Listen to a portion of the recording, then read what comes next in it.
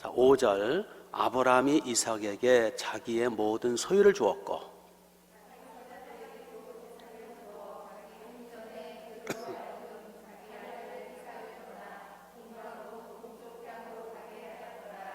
아브라함의 향년이 175세라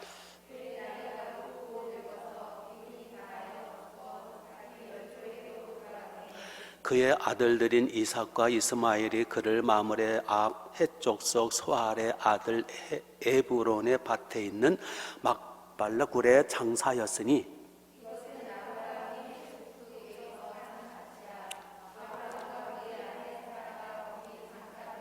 같이 아브라함이 죽은 후에 하나님이 그의 아들 이삭에게 복을 주셨고 이삭은 부엘라헬로이 근처에 거주하였더라. 아멘, 아멘, 아멘. 네. 오늘 말씀을 제목을 한번 따라서 하실까요? 네. 죽음을 잘 준비합시다. 네. 제목이 좀 섬뜩하죠? 네. 죽음을 잘 준비하자. 왜 갑자기 죽음 얘기냐? 지금은 겨울이잖아요. 하나님이 계시하신 일반 계시 중에 봄, 여름, 가을, 겨울 의미가 있단 말이에요. 봄은 어린 생명, 여름은 찬란한 장년, 가을은 노년, 겨울은 죽음을 가리키는 거예요. 지금은 겨울이잖아요. 지금은 죽음을 생각할 때라는 거예요. 인생의 계절, 자연계시를 통해서도 깨달으라는 거예요.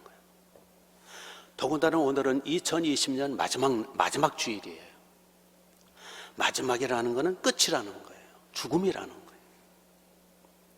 올해 얼마나 파란곡절, 파란만장, 얼마나 우유곡절이 많았어요. 지긋지긋하죠, 올해?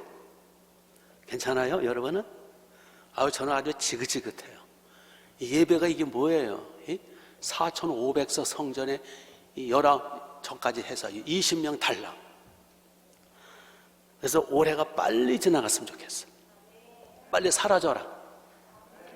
사라진다라는 것은 죽는 걸 말해요. 이 올 한 해 좀 죽어가고 있어요. 이 죽음을 생각하면서, 마지막은 죽음이잖아요. 이 죽음을 생각하면서 역시 우리도 언젠가는 끝이 있고 언젠가는 인생의 겨울 닥쳐올 것이고 언젠가는 사라질 때가 온다는 거예요. 그래서 이 죽음의 계절, 이 죽음을 생각할 때 우리 죽음에 대해서 생각해 보자. 어떤 분은 기분 나쁘게 죽는 얘기를 왜 하느냐. 또 어떤 분은 나는 아직 젊은데, 나는 이렇게 건강한데. 그러나 여러분, 죽음에는 나이가 상관없고 순서가 없어요. 자, 오늘 말씀은 아브라함, 믿음의 조상 아브라함의 그 노후, 운명하는 그 죽음의 모습을 우리가 볼 수 있습니다. 아브라함은 우리의 믿음의 샘플이고 믿음의 조상일 뿐만 아니라 아브라함은 노후, 죽음에 있어서도 우리의 샘플이 되시게 됩니다. 사람은 누구나 죽습니다. 하나님께서 본래 사람을 하나님의 형상 따라 만드셨을 때 사람은 죽지 않도록 지어 놓으셨어요. 그런데 아담과 하와가 범죄하고 타락함으로 우리는 범죄 때문에, 죄 때문에 우리는 죽습니다. 로마서 4장에 죄의 싹은 사망이라. 죄 때문에 죽는 거예요. 죄 없는 사람 없어요. 히브리서 9장 27절에 한 번 죽는 것은 사람에게 정하신 것이요 그 후에는 반드시 심판이 있으리라. 죽음은 하나님이 딱 정하신 거예요. 죄 때문에. 그리고 그 후에는 심판이 있다라고 말씀하셨습니다. 영웅호걸 어느 천재만재라더라도 반드시 죽게 돼 있어요. 어떤 나이 많은 권사님이 오랜 병으로 고통 속에 시달리고 있었어요. 그리고 이제 임종이 얼마 안 남아가지고 목사님이 신방을 했더랍니다. 권사님 고생이 많으세요. 목사님 저 이대로 힘들어서 못 살겠어요. 어서 빨리 천국 가고 싶어요. 그렇죠. 병도 없고 질병도 없고 아픔도 없고 고통도 탄식이 없다 그러죠. 계시록에. 빨리 천국 가셔야죠. 그런데 목사님, 죽는 게 싫어요. 죽는 건 무서워요. 아하, 그러니까 권사님 빨리 천국 가고 싶은데 죽기는 싫다는 말씀이군요. 그러면 딱 한 가지 방법이 있네요. 성천하시면 되겠네요. 그런데 권사님 아셔야 돼요. 성천할 때도, 엘리야처럼 성천할 때도 어지럽지 않겠어요? 여러분, 사실 죽음이라는 건 끔찍한 겁니다. 이 세상에서 죽음보다 더 무섭고 더 생경스럽고 더 이상하고 더 참혹하고 더 떨리고 고통스러운 건 없다고 생각합니다. 보통 이제 암 진단을 받고 사기, 말기암 진단을 받게 되면 죽음을 앞둔, 임종을 앞둔 사람의 5단계 반응이 있대요. 시카고 대학병원의 정신과 의사인 엘리자베스 퀴블러 로스라는, 참 이름도 참, 퀴블러 로스라는 교수가 연구를 했는데, 임종을 앞두고 죽음을 앞두고 5가지 반응, 이게 우리가 이걸 겪어야 돼요. 그러니까 한번 잘 들어보세요. 첫째, 이제 시한부 말기암, 이제 말기암 진단을 받게 되면, 첫째, 부정을 한답니다. 아니야, 의사가 잘못 진단한 거야. 돌팔이 의사 맞아. 나는 안 죽어. 이렇게 거부, 부정을 한답니다. 그러나 그게 사실은 어떻게 해요? 두 번째 단계는 분노한답니다. 분노. 하필 왜 나야? 나보다 나쁜 놈들이 얼마든지 많은데 왜 내가 죽어야 돼? 왜 내가 죽어야 돼? 나는 안 죽어. 라면서 분노, 하나님을 향해서 분노하고 다른 사람에 대해서 분노. 세 번째로는 타협 단계 간답니다. 타협. 이제 어쩔 수 없잖아요. 피할 수가 없잖아요. 그때는 이제 죽는다는 사실을 인정을 하면서 하나님과 타협을 한답니다. 믿지 않는 자들도 그때는 또 하나님 찾거든요. 타협을 한답니다. 협상. 조금만 더 살게 해주시면, 5년만 더 살게 해주신다면 저 착하게 살겠습니다. 저 교회 열심히 나가겠습니다. 하나님을 잘 섬기겠습니다. 우리 아들 결혼할 때까지만, 우리 손잡을 때까지만. 타협. 그러나 누구 마음대로 타협이 됩니까? 마지막 네 단계죠. 네 번째 단계에서는 절망을 한답니다. 절망 단계예요. 이 단계에서는 환자가 현실을 직시하고 깊이 절망에 빠지고 우울증에 빠지고 체념, 포기. 이때는 사람 만나기 싫어하고 말을 하기 싫어합니다. 그리고 마지막 5개 단계에서는 이제 모든 것을 포기하고 현실을 받아들이면서 이제는 체념을 하는 단계. 체념. 죽음을 받아들이는 것. 그런데 이 5단계 죽음에 대한 반응, 이건 사람에 따라, 이 과정은 똑같지만 사람에 따라 강도가 다르다고 그래요. 그리고 이 5단계의 강도뿐만 아니라 그 시간대도 다르다고 그럽니다. 예를 들어서 불신자들의 경우, 하나님을 모르는 세상 사람들의 경우는 오랫동안 이 단계를 갈등을 하죠. 그리고 그 죽음의 그 부정, 거부, 반항, 분노, 여러 가지 이 단계를, 그 절망감과 상실감과 그 인생의 끝장, 두려운 공포라고 하는 것은 상상을 초월할 정도, 무시무시하답니다. 예를 들면 1980년 3월 파리의 브르세 병원에서 20세기의 최고의 석학, 천재적 석학, 최고의 지성 한 사람이 폐수종으로 죽어가고 있었습니다. 그는 너무 고통스러워서 막 절규를 했답니다. 밤잠을 못 자고 하도 소리를 질러대서 병원 전체가 그냥 막 난리나고요. 막 주변 사람들을 막 조조하고 때려 부수고 한마디로 그냥 완전히 발광을 했답니다. 결국은 죽음의 공포도 육체의 고통도 너무 극심해서 대소변을 싸가면서 어쩔 줄을 몰랐다 그럽니다. 결국은 그는 너무 고통스러워 혀를 깨물고 죽었다. 그가 누군지 아세요?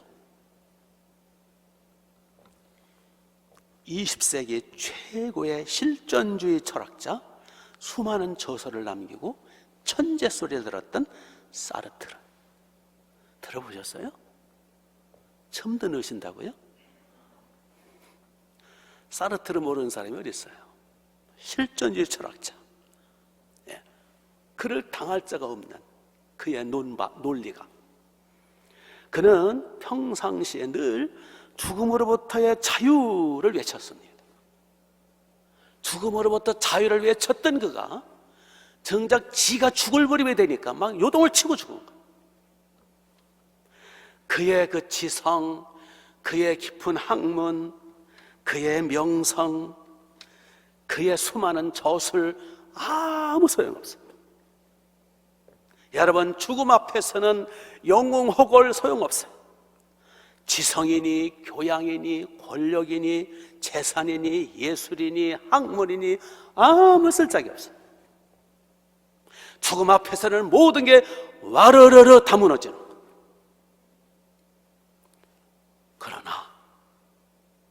그러나 예수님을 나의 구주로 믿고 하나님의 성령을 받고 하나님을 아버지로 모신 자들에게는 죽음을 편안히 맞이할 수 있어요.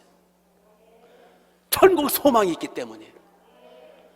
예수님이 내 안에 계시고 성령 충만하게 되면 성령 하나님이 위로함이 있어요. 죽음의 공포를 이길 수 있는 평강을 주세요.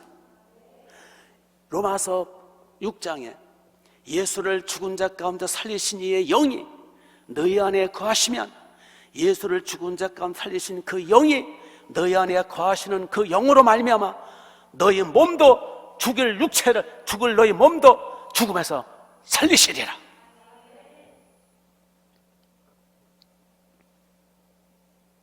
본문에 멋진 죽음을 죽는 한 분이 있었는데 그게 아브라함이에요. 히브리서 11장 13절에 아브라함에 대해서 이렇게 고백하고 있어요. 아브라함이 믿음을 따라 죽었으며, 아브라함이 그냥 죽은 거 아니에요. 아브라함이 믿음을 따라 죽었으며 본향을 사모했더라. 본향, 우리의 영원한 본향, 하나님으로부터 파송받은 하나님의 아버지의 품, 거기가 진짜 고향이에요. 고향. 육체는 부모를 통해서 땅에서 나온 흙이지만 우리의 속사람, 우리 속에 있는 영혼은 하늘에서 온 거예요. 나의 생각, 나의 모든 의식작용은 영혼이에요. 영혼. 육체는 그릇에 불과한 거예요. 이 육체에서 영혼이 빠져나갈 때 그 영혼이 바로 파송받았던 그 아버지 품, 저 영혼은 천국에 다시 돌아가는 거예요. 이 사실을 성령께서 아브라함을 깨우쳐 주셔서 영원한 보장을 바라봤습니다. 아멘. 그래서 예수님 말씀하시기를 하나님을 믿으니 나를 믿어라, 내 아버지 집에는 거할 곳이 많도다. 내가 너희를 하늘의 처소를 예배하러 가노니 그 아버지 품, 내가 너희를 그곳을 인도할 것이다. 나만이 곧 길이요 천국 가는 길이요 진리요 생명이니 나로 말미암아 그는 아버지 품, 우리가 왔던 그 아버지 품에 돌아갈 자가 없느냐라. 어느 목사님의 숙입니다. 의사가 묻습니다. 목사님은 제가 무슨 말을 해도 받아들이실 수 있지요? 아, 그럼요. 말씀하세요. 목사님, 말기암입니다. 이 목사님 어안이 벙벙했어요. 곧바로 교회로 왔어요. 하나님 앞에 한나절을 엎드렸어요. 사람인자라 죽는다는데 마음이 힘들지 않겠어요? 한나절을 엎드려서 기도했어요. 이때 성령이 역사하셔서 갑자기 감사가 입에서 쪼르르 튀어나오더랍니다. 하나님 감사합니다. 제가 너무 오랫동안 하나님의 축복 속에 살아왔다는 걸 깨닫습니다. 죄 많은 저를 이렇게까지 쓰시고 사랑해 주시고 오늘날까지 저를 사용해 주신 거 고맙습니다. 저를 연단하시고자 이런 병을 주셔서 감사합니다. 이제서야 제 버르장머리, 끝까지 고치지 못했던 버르장머리를 고칠 수 있게 되었나이다. 이제서야 참 하나님의 종이 될 수 있는 것 같아 감사합니다. 죽든지 살든지, 죽으면 천국 가서 좋고 살면 주의를 해서 상급 사서 좋고 천년 때따라 하옵소서 하고 찬양이 나오더라는 거예요. 바로 이게 누가 하시는 거예요? 성령님이 해주시는 거예요. 이 사르트르와 이 목사님을 비교해보시라고요. 우리 모두 예외 없이 곧 죽습니다. 우리 모두 아브람처럼 우리 죽음을 미리 준비해야 되지 않겠습니까? 비참한 죽음이 아니라 사르트람 발광 떠며 죽는 게 아니라 비참하게 처참하게 죽는 게 아니라 우리 품이 있는 복 있는 행복한 죽음 죽어야 되지 않겠습니까? 그러기 위해서는 준비해야 된다라는 거예요. 대부분의 사람들은 죽는다는 것을 너무나 잘 알지만 죽음에 대해서 무관심합니다. 금기시합니다. 외면합니다. 외면한다고 죽음이 안 오나요? 그래서 많은 사람들은 이 장래에 대한 준비는 잘해요. 미래에 대한 준비, 미래에 대한 준비. 그래서 각자 뭐 보험에 건강보험을 든다, 뭐 생명보험 든다, 뭐 자동차 보험, 상해보험, 뭐 별의별 그냥 보험의 종류 너무 많아요. 그런데 정작 가장 중요한 천국보험은 안 들어요. 우리가 여러 가지 보험 종류가 많은데 그 보험이라는 게 가능성을 바라보고 드는 거 아니에요? 가능성을 보고 차가 사고 날 가능성을 보고 차 보험 드는 거 아니에요? 모든 보험이 그렇지 않아요? 그런데 죽음은 가능성이 아니에요. 100%예요. 죽음은 100% 현실이라고요. 그렇기 때문에 천국보험, 죽음보험은 100% 들어야 되는 거예요. 근데 사람들은 죽음에 대해서 보험을 안 들어요. 준비를 안 해요. 히브리서 2장 15절에 보니까 죽기를 무서워함으로 일생에 매여 종도로 타며 산다 그랬어요. 왜 보험을 안 들어가지고 죽음의 공포에 일생 무서워 떨면서 살아요. 보험 들면 여유가 있잖아요. 우리도 아브라함처럼 미리미리 천국 보험을 들고 여유 있게 준비하면서 살자, 그 뜻입니다. 천국 보험을 들므로 우리 안정감을 찾아야 되지 않겠어요? 예수님 말씀하십니다. 요한복음 6장에서 나를 믿으라. 내게 오는 자는 내가 혈통을 내어 쫓지 아니하리고 내가 마지막 날에 다시 살리리라. 예수님 말씀하십니다. 마태복음 11장에서 수고하고 무거운 짐진 자들아 다 내게로 오라. 내가 너를 쉬게 해주리라. 수고하고 무거운 짐 중에 가장 무거운 짐이 뭐예요? 가장 수고한 짐이 뭐예요? 죽음의 짐이잖아요. 내게 오면 내가 책임지고 힘을 주고 천국에 소망을 주리라. 내게 오는 자는 내 양은 나를 믿으며 내가 내 양을 내 손에서 빼앗을 자가 없느니라. 내가 내 양에게 영생을 주노니 영원히 멸망치 아니할 것이다. 등등등등 주님의 이 보험의 말씀이 얼마나 많은지 몰라요. 어느 회장님이 있었는데 우리나라 최고의 부자 회장님이 있었어요. 비우니까 잘 들으세요. 비우니까 회장실이 의리의리하죠. 최고급이죠. 수많은 방문객들, 수많은 바이어들, 수많은 이 거물들, 수많은 예술가들, 수많은 친구들.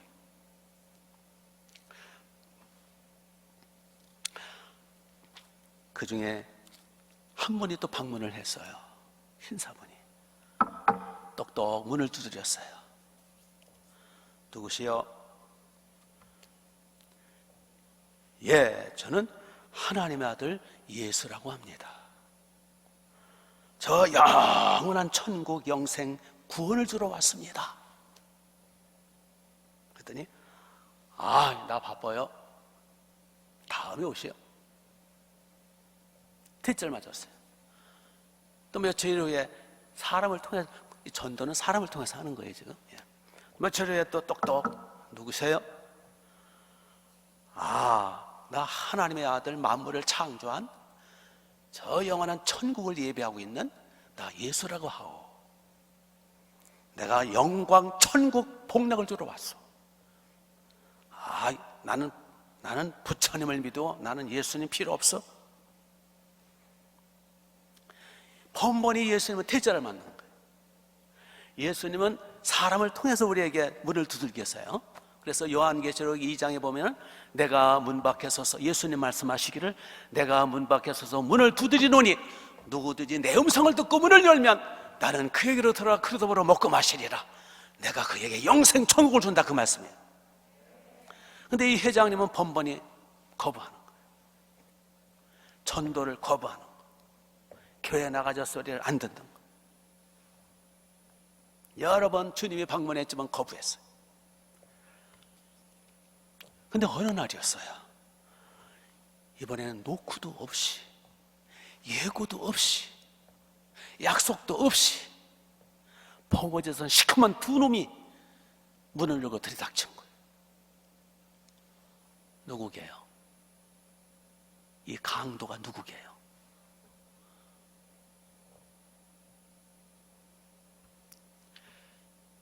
저승사자. 저승사자. 죽음의 사자. 이 회장님이 깜짝 놀랐어요. 누구시여? 무례하게 노크도 없이. 나는 저승사자다. 네 놈을 잡으러 왔다. 가자. 난 바빠요. 나 안 가요. 이 자식아, 까불지 말아라.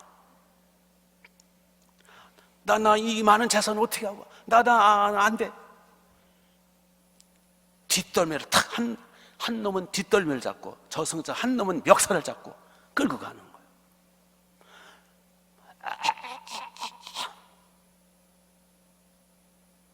어디를 끌고 갈게요? 지옥이죠.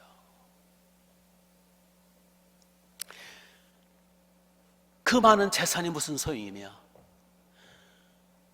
그 많은 화려한 빌딩이 무슨 소용이며, 그 권력과 그 명성이 무슨 소용이에요? 지옥에 끌고 가는데.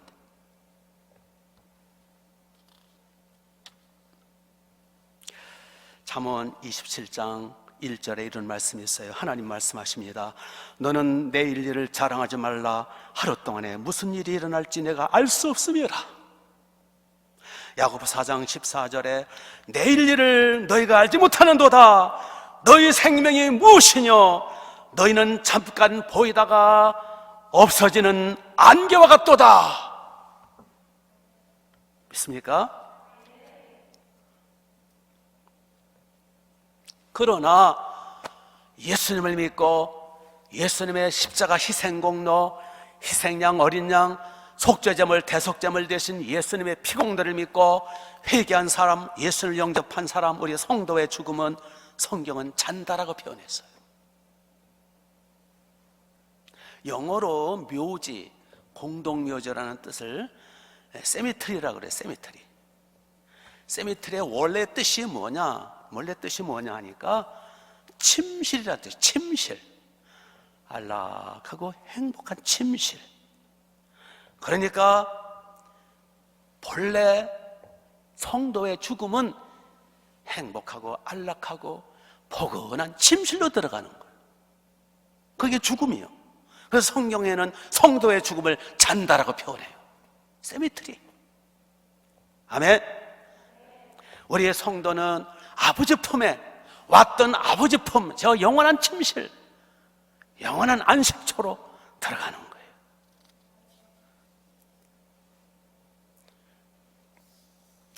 이 세상은 잠깐이에요. 저 세상은 영원해요. 영적인 세계는 영원한 거예요. 천국도 영원한 곳이고 지옥도 영원한 거예요. 영적인 세계는 영원한 세계예요. 우리는 저 영원한 세계를 어디서 보낼 거예요? 지옥에서 영원히 보낼 겁니까? 천국 아버지 품에서 영원히 보낼 겁니까?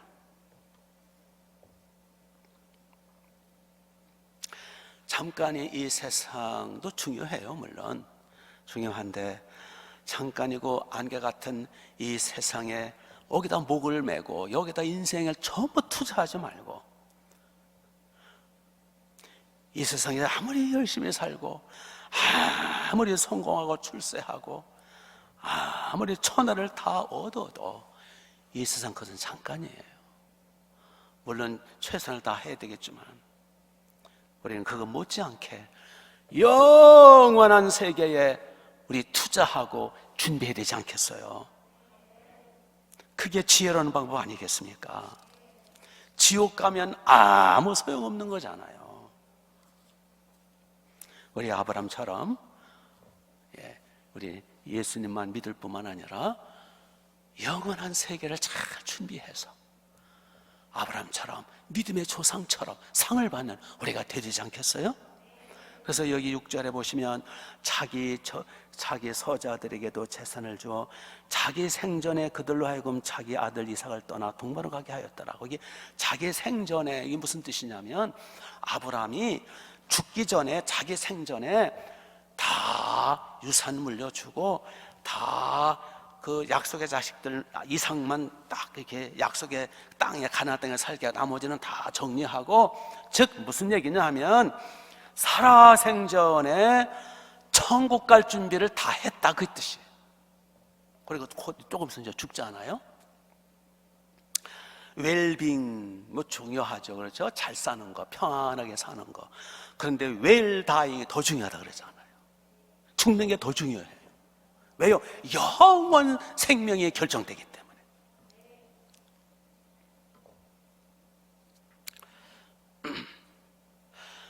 서울대학병원 어느 교수가, 의사죠, 그러니까 서울대학병원 의사 교수가 수십 년을 서울대학 교수하면서 병원 원장하면서 의사하면서 가만히 이렇게 지켜보니까 너무 중환자실 볼 때마다, 특히 그 안병동 중환실 볼 때마다 너무 안타깝다는 거예요. 글을 썼더라고요. 제가 글을 소개할게요. 대부분의 환자들이 집에 가서 편안하게 운명했으면 좋을 텐데, 가족끼리 찬송 부르며 대화하며 행복하게 임종을 맞으면 좋을 텐데, 대부분의 환자들은 그렇지 않다는 거예요. 중환자실에서 북적거리고 복잡하고 살벌한 중환자실에서 과도한 연명 의료로 생명을 연장하고 있다는 거예요.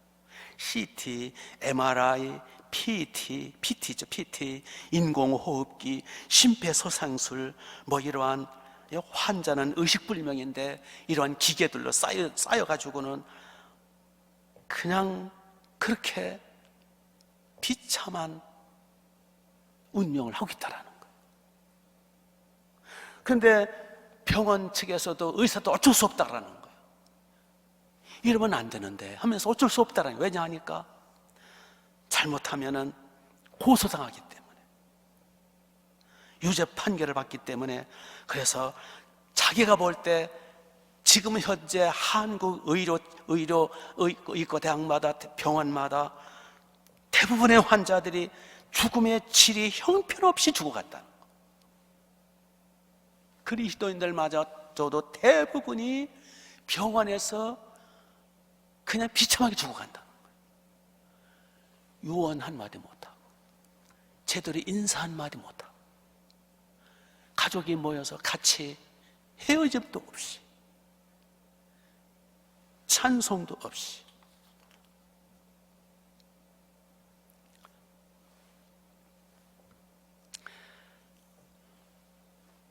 우리 한번 생각해 봐야 돼요. 준비를 해야 됩니다. 예수님을 잘 믿는 어느 할머니가 계셨어요. 그 할머니는 25년 동안을 남편이 일찍 돌아가시고 자녀가 없고 행상해서 돈 좀 벌고, 근데 믿음이 좋아. 이 할머니가 평생 교회를 떠나지 않고. 그래서 이 할머니는 자기 노후를 위해 특별 기도를 했대요. 25년 동안. 그래서 이제 지금까지는 이제 건강했으니까, 비록 나이만 좀 건강했으니까 이제 혼자 이렇게 살면서 교회 가까이에서 교회를 의지해서 이렇게 늘 교회 와서 기도 생활하시면서 사셨는데, 이제 80이 넘으니까 기력이 쇠해가지고 이게 혼자 식사하는 것도 힘들고 기동도 힘들고, 갑자기 또 세상 뜨면 어떻게 해요? 그래서 이제 가까운 조카들이라든지 가까운 친척들을 찾아가서 이렇게 부탁을 했답니다. 나 25년 동안 우리 주님, 우리 하나님 아버지께 내 임종이 평안하고 내 임종이 잠자는 듯 그렇게 아프지 않고 그렇게 임종을 하도록 내가 25년 동안 기도해 왔다. 절대로 남에게 패기치지 않고 오히려 내가 죽음으로 오히려 다른 사람에게 덕이 되고 본이 되고 행복한 모습이 되고, 내 죽음으로 말미암아 다른 사람들에게 오히려 복음이 되는, 난 그런 죽음이 죽도록 그렇게 기도해 왔다. 25년 동안 난 눈끝만큼도 당신들이 패를 끼치지 않을 거다. 그러니까 방 하나 내줘서 내 노후를 받아다오. 네, 나 병원 가기 싫다, 양로원 이런 데 가기 싫다, 난 교회 떠나기 싫고 교회 가까이에 있는 너희 집에서 있고 싶다. 조카들을 향해서.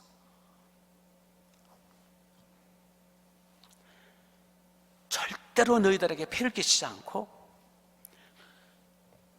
나를 받아주면 너희들에게 큰 복이 임할 거다. 내가 그렇게 축복 기도해 왔으니까.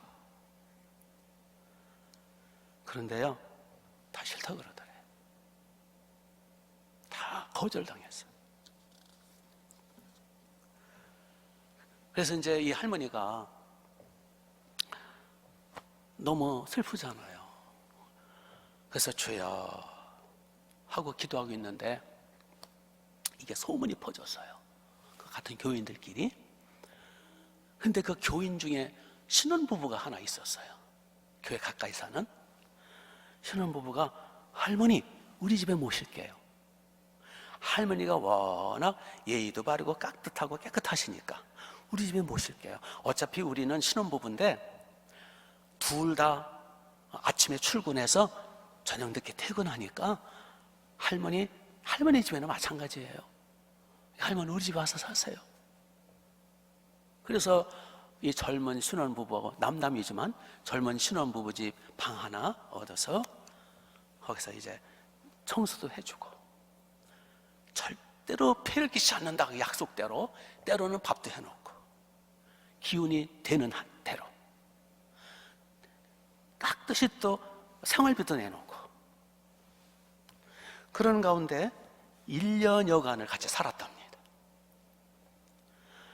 그런데 이 젊은 신혼부부들이 어차피 이제 자기들 살림도 그렇고 이제 도움도 받으면서 저녁마다 모여가지고 같이 예배도 드리고, 할머니가 믿음이 너무 좋고 찬송도 너무 좋아하고 그래서 같이 찬송도 부르고 같이 때로 예배도 드리고 같이 손을 붙들고 친손자처럼, 친아들처럼 교회도 같이 오고 정이 흠뻑 들었대요. 이 신혼부부가 도움을 더 많이 받는 거죠. 그렇게 이제 1년여가 지난 이후에 이제 어느 날, 그날도 이 신혼부부가 아침에 출근을 하려고 아침에 일어났는데 할머니가 분명히 아침 일찍 일어나시거든. 근데 기척이 없는 거예요. 그래서 할머니하고 방문을 열었더니 고요히 돌아가신 거예요. 잠자는 듯이 기도가 이루어진 거죠. 기도가 응답된 거예요. 고요하게 아주 행복한 모습으로 세상을 뜬 거예요. 그러니까 기도하시라 말이요. 사르트럼 있다가 나중에 발광하면 죽지 마시고, 그러니까 기도하시라는 거예요. 예수님 뭐라고 말씀하셨어요? 요한복음 14장 13절에서 내게 무엇이든지 구하면 내가 시행해 주겠다고 그랬잖아요. 죽을 때도 덕을 끼치고 죽어야지. 그래서 잠자는 듯이 고요하게 세상을 뜨신 거예요, 할머니가. 그래서 이제 그동안 정이 흠뻑 들어가지고 우리 할머니가 우리 하면서 장례를 잘 치러드린 거예요. 근데 이제 장례를 치르고 이제 유품을 이제 이렇게 하다 보니까 거기 유서 한 장 나왔어요. 유서 한 장 나왔는데 이런 내용이 기록되어 있어요. 읽어드릴게요. 제가 그 젊은 부부를 향한 감사 편지였어요. 나는 이 날이 올 것을 기다리고 있었습니다. 나의 인생의 마지막 순간들은 당신들 때문에 정말 행복한 순간이었습니다. 나를 믿어주었고, 나의 기도를 믿어주었고, 나의 하나님을 함께 믿어주어서 고맙습니다. 그대들과 함께하는 나날들은 1년여간 정말 행복한 내 인생의 순간들이었습니다. 다시 한번 당신들에게 감사를 드리고 또 나를 받아준 나의 하나님께 감사드립니다. 나는 당신들을 축복하며 떠나갑니다. 그리고 마지막 끝에 내 기도를 믿어주었고 나를 믿어주었고 나와 함께했던 당신들, 하나님의 나라를 위하여, 전도를 위하여 당신들은 정말 귀하게 쓰임받을 것을 믿기 때문에 내 모든 재산을, 유산을 당신들께 드립니다. 그런데 그 유서의 그 유산 그 목록을 보니까 어마어마한 액수였어요. 그런 할머니 계시면 우리가 모실 텐데.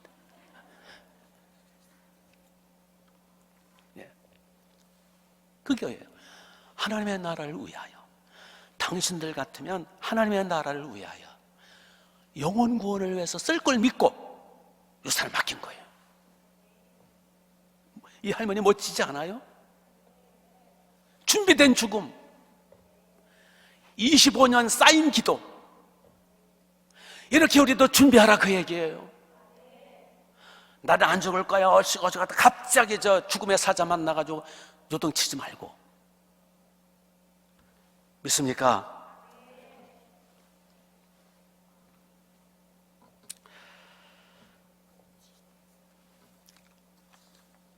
미후라 아야코라는 여사가 있어, 일본의 최고의 여류 작가.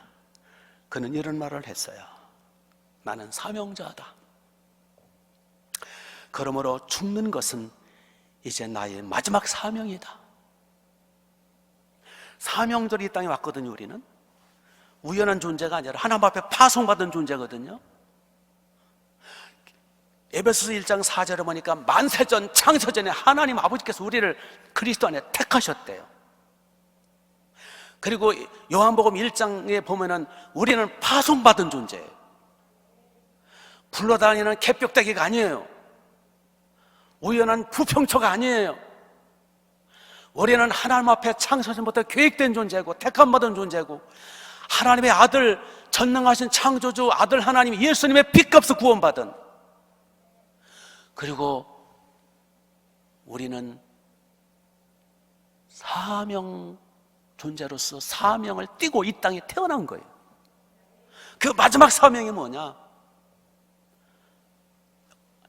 미우라 아야코 여사는 이제 나의 마지막 사명은 바로 죽음을 통해서 사명을 이루는 거다.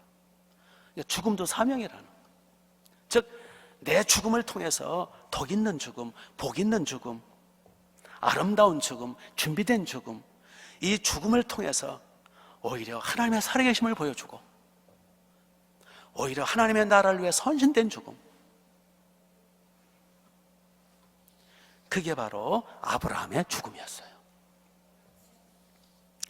본래 아브라함은 하나님이 창세기 12장에 보니까 아브라함 보고 내가 너로 큰 민족을 이루어 내게 복을 주리니 너는 복의 근원이 되라. 아브라함 너 복의 근원이 돼야 돼. 땅의 모든 족속에 너로 말미암아 복을 얻을 것이다. 그게 아브라함의 사명이에요. 복 중에 최고의 복이 영생, 죄사함, 영생, 천국, 구원받는 거거든요. 아브라함이 믿음의 조상으로서 네가 먼저 믿음을 받고 구원을 받고 영생을 얻고 천국을 얻고 예수 피공로로 그 받은 영생, 복음, 천국이 너로 말미암아 모든 족속이 전달되도록 너는 복의 근원이 되라. 너를 통해 모든 사람이 복받도록 하라. 그게 사명이에요. 생육번성 충만이죠.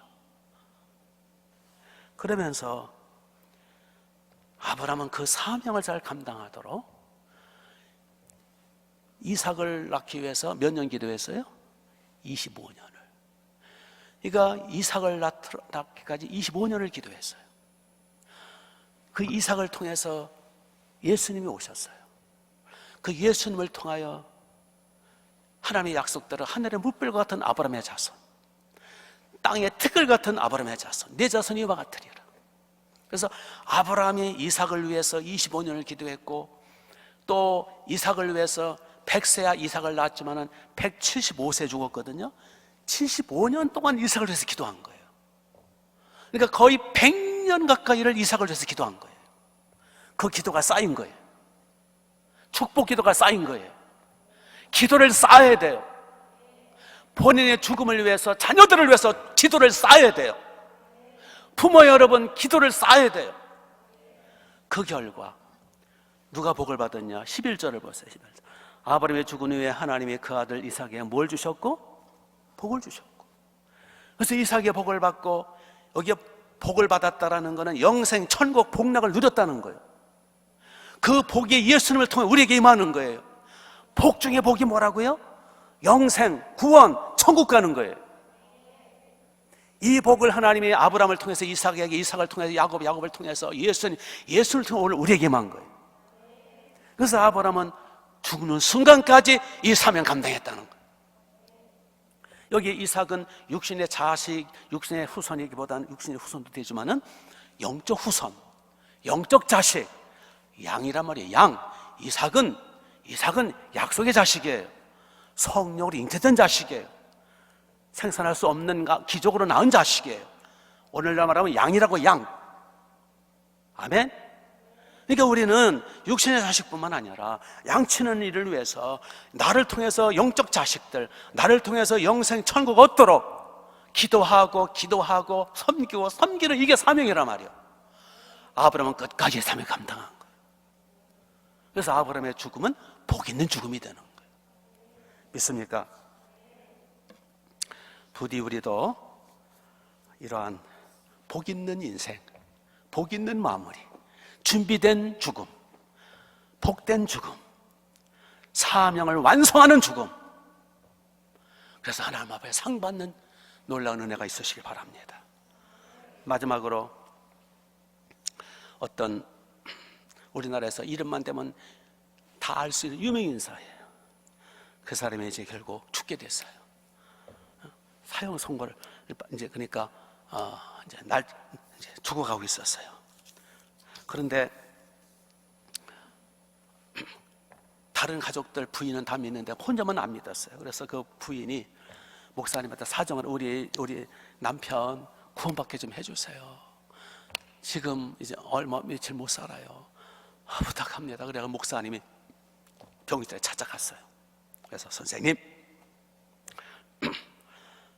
길이요 진리요 생명이신 천국 가는 길, 우리의 죄값을 지불하시고 속죄양 되신 예수님, 창조주 예수님, 하나님 아버지 아들 예수님을 믿고 아버지 품에 가십시오. 전도를 했어요. 그리고 영접하고 그리고 세례까지 줬어요. 세례 받는 날 그 유명 인사가 그러더래요. 목사님, 이런 날이 이렇게 빨리 올 줄 알았더라면, 진작 알았더라면 저는 다른 인생을 살았을 겁니다. 후회 없는 인생. 우리 후회 없는 인생 삽시다. 준비합시다. 기도하겠습니다.